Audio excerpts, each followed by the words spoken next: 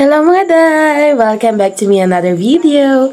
And it's me again, Nikki. So, ayun na nga mga day. So, meron ako dito na chop na bawang tsaka sibuyas. Dahil magluluto tayo ngayon ng ginisang talong. So, ililipat ko lang po siya sa ating maliit na plato or platito kung sa amin para ma-ready ko na po siya. So, kanina nga po pala nag-chop na ako ng talong na 4 na piraso. Kaso lang po, nag-iba yung decision ko. So, instead na adobong talong, gagawin na lang natin tong ginisang talong.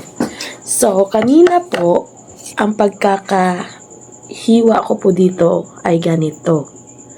So, dapat ganito po pala siya kung igigisa natin. So, i-chop natin ulit itong mga day. So, ililipat ko dito yung na-slice ko na.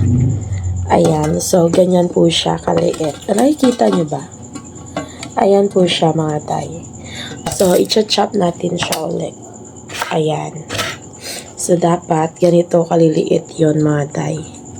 So, mali-mali yung pagkakahiwa ko. Kaya nga po, kaya uulitin natin. So, yan. Ito po yung tamang pagkakaslice dito. Ayan po. Mali po yung pagkakaslice ko. So, dyan na muna kayo mga day. Magsaslice na ako ng ating talong.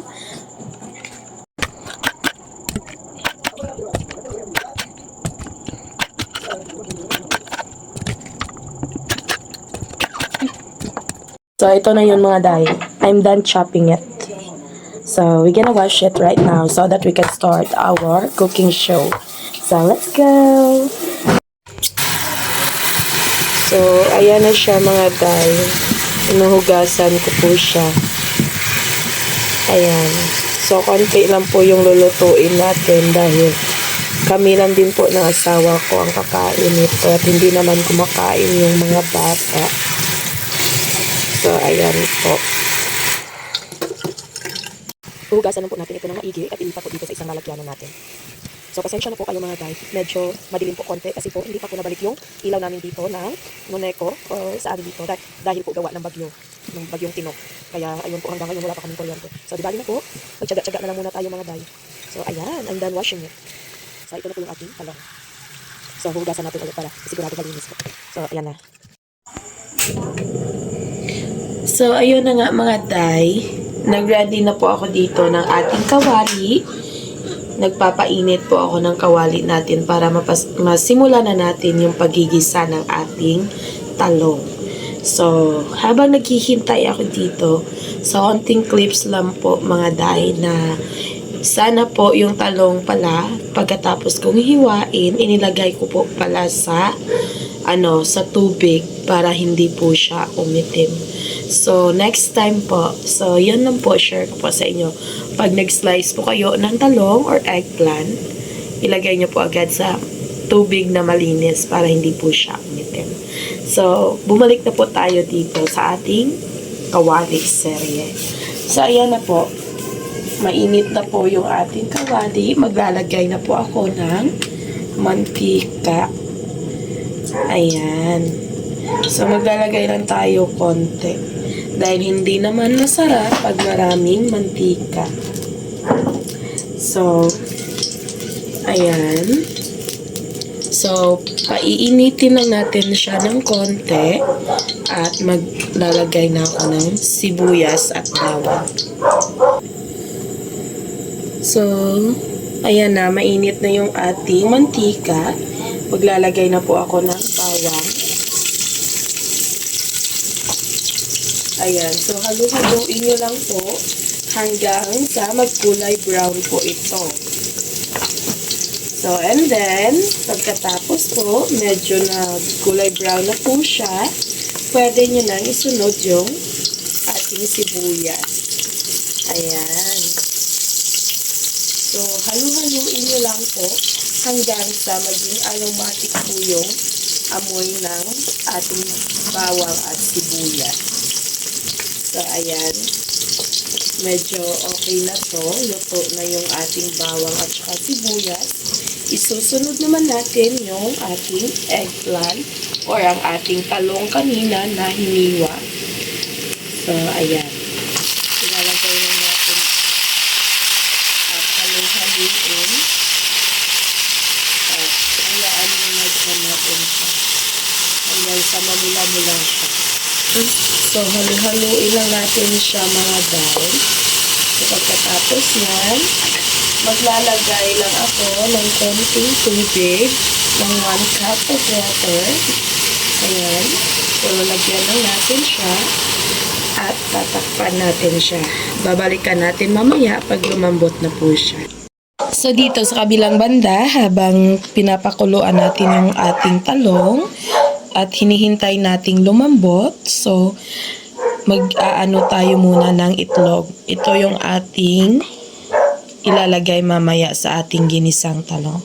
So, babasagin lang natin dito sa isang maliit na bowl. So, 2 piraso lang po ng itlog yung ilalagay natin. So, depende po yun sa inyong mga day. So, ito, nabasag to kanina.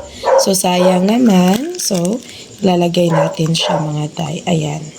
So, kukunin lang natin itong nasamang puting shell. And then, ito sa pulang plastic dahil ito kanina yung nilagyan niya. So, sayang naman mga day. Hindi pa naman madumi. Ayan. So, sisingutin lang natin. Sayang pa naman to. Ang mahal na kaya ng itlog ngayon mga day.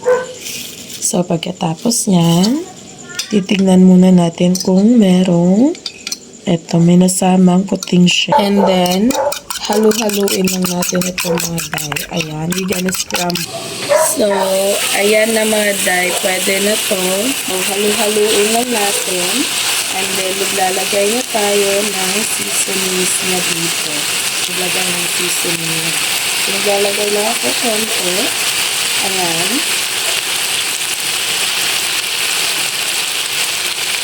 Tapos, maglalagay ako ng konting asin para hindi maalat. Kakamtaman natin. Ayan. So, yummy. And then, pagkatapos ito, pwede na po natin ilagay yung ating talong. Pwede na natin ilagay itong ang ating itlog kanina na. Ayan. Ito yung itlog na ating kanina, binati. So, ayan na po. So, that's it. So, pwede na po siyang iserve. Lalagyan. So, pwede na itong iserve sa buong pamilya. And yes, pwede nyo din itong i-share sa inyong mga kapitbahay. So, thank you so much.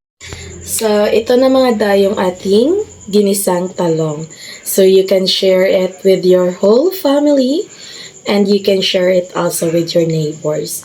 So, titikman natin muna bago natin ipamigay ito kung pasado ba. So, titikman natin muna kung pasado ba. Mainit pa mga day.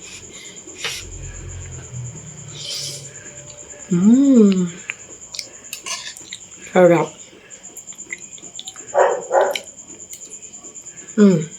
Ang sarap niya mga day. So, dito ko na tinatapos po yung vlog natin and see you in my next vlog.